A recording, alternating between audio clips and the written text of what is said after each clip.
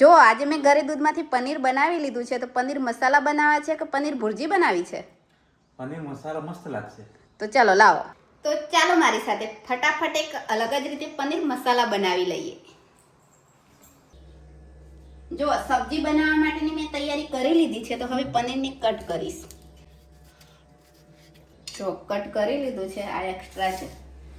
તો હવે પનીરને મેરિનેટ કરવાનું છે, તો મેં આ દહીં લઈ લીધું છે. તમને અલગ લાગી રહ્યું હશે, પણ દહીંમાંથી મેં પાણી નિતારી લીધું, એટલે આ રીતે એકદમ થીક મસ્ત બની ગયું. તો તેની અંદર મસાલા કરી લઈએ. હવે દહીંની અંદર ધાણા જીરું, હળદર, કાશ્મીરી મરચું, મીઠું અને થોડી કસૂરી મેથી એડ કરી મિક્સ કરી લેવાનું છે. મિક્સ થઈ જાય એટલે ચમચી જેટલું તેલ લઈ અને તેને પણ મિક્સ કરી લઈએ. પનીરની ક્યુબ અને મેં અહીંયા થોડી ડુંગળી, ટામેટા અને શિમલા મરચાંની સેમ રીતે જ કટ કરી લીધા છે. ટામેટાને કટ કરતી વખતે તેમાંથી બીવાળો ભાગ અલગ કરી લીધું છે. તો બધા પર જે પેસ્ટ બનાવી છે તેનું કોટિંગ થઈ જાય તે રીતે મિક્સ કરીશ. થોડી વાર રેસ્ટ આપ્યા પછી આ રીતે સરસ કોટિંગ થઈ ગયું છે, તો હવે આપણે તેને સાંતળી લઈએ. હવે આપણે 1 ચમચી જેટલું તેલ ગરમ કરી અને બધાને સાંતળી લઈએ.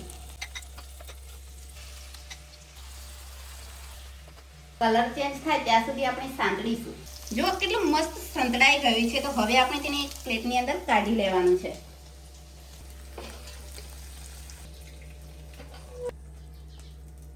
હવે આપણે સેમ કઢાઈની અંદર વઘાર કરી લઈએ. તો 1 ચમચી જેટલું તેલ બચ્યું છે અને મેં ઉપરથી 1 ચમચી લઈ લીધું છે.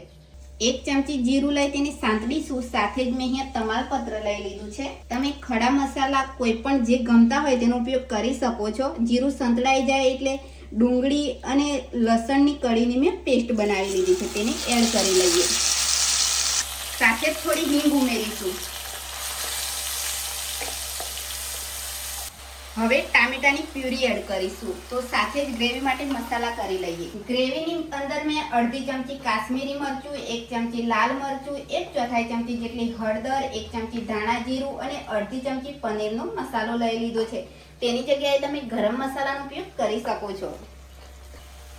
ગ્રેવીમાંથી તેલ અલગ થવા લાગ્યું છે, એટલે મેં અહીંયા 1 ચમચી ઘરની ફ્રેશ મલાઈ લઈ લીધી છે. તો તેને પણ મિક્સ કરી લઈએ. મલાઈ મિક્સ કર્યા પછી સ્વાદ પ્રમાણે મીઠું ઉમેરીશું. મલાઈ એડ કરવાથી શાક એકદમ ક્રીમી અને મલાઈદાર બનતું હોય છે. સાથે જ હવે આપણે જે સાંતળીને રાખ્યું હતું તે બધું જ એડ કરી લેવાનું છે. જે પેસ્ટ બચી છે તેને પણ હું ગ્રેવીની અંદર જ લઈ લઉં છું. હવે આપણે ગ્રેવી માટે જરૂરિયાત મુજબનું પાણી એડ કરીશું. તો અત્યારે મેં અડધા કપ જેટલું પાણી લઈ લીધું છે. તો તમારે જે રીતના ગ્રેવી રાખવાની હોય, બનાવવાની હોય તે રીતે પાણી એડ કરી લેવાનું. શાકને 5 મિનિટ માટે કવર કરી અને થવા દઈએ. 5 મિનિટ થઈ ગઈ છે, એટલે હવે ચેક કરી લઈએ. અરે કેટલું મસ્ત બન્યું છે! આવી ગયું ને જોઈને જ મોંમાં પાણી. તો હજુ પણ તેમાં કસૂરી મેથી અને લીલા દાણા એડ કરીશું. ફાઇનલી શાક સર્વ કરવા માટે તૈયાર છે. હોટલનું તમે પનીરનું શાક તો ખાતા જ હશો, પણ આ રીતે ઘરે એકવાર ટ્રાય જરૂર કરજો. હોટલમાં ખાવાનું પણ ભૂલી જશો. તો આ શાકને તમે રોટલી, પૂરી, પરાઠા સાથે એન્જોય કરી શકો છો. જો એકદમ મસ્ત પરફેક્ટ ગ્રેવી સાથે શાક બની ગયું છે.